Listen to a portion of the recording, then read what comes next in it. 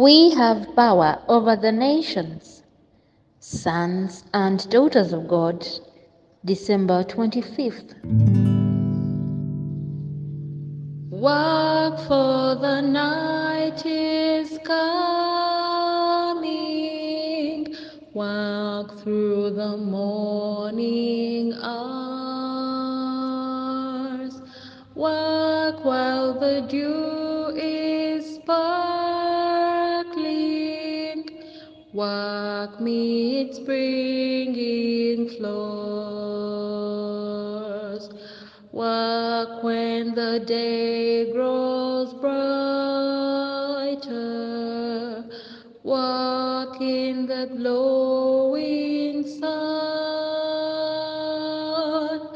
Work, for the night is coming, when man's work is done.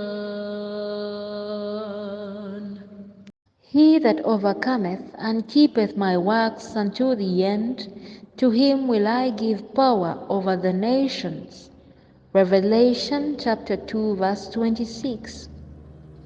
It was our Lord himself who promised his disciples, "If I go and prepare a place for you, I will come again and receive you unto myself."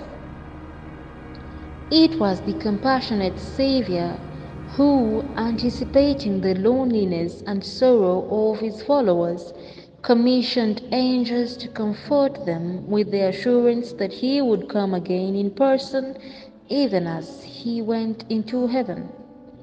As the disciples stood gazing intently upward to catch the last glimpse of him whom they loved, their attention was arrested by the words, "Ye men of Galilee, why stand ye gazing up into heaven? This same Jesus, which is taken up from you into heaven, shall so come in like manner as ye have seen him go into heaven." Hope was kindled afresh by the angel's message. The disciples returned to Jerusalem with great joy and were continually in the temple, praising and blessing God. They were not rejoicing because Jesus had been separated from them and they were left to struggle with the trials and temptations of the world, but because of the angel's assurance that he would come again. The proclamation of Christ's coming should now be as when made by the angels to the shepherds of Bethlehem, good tidings of great joy. Those who really love the Savior cannot but hail with gladness the announcement, founded upon the Word of God, that He in whom the hopes of eternal life are centered is coming again, not to be insulted, despised, and rejected as at His first advent, but in power and glory to redeem His people.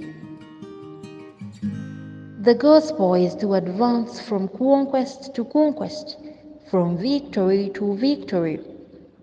The greatness of the kingdom under the whole heaven shall be given to the people of the saints of the Most High, and they shall take the kingdom and possess the kingdom forever and ever.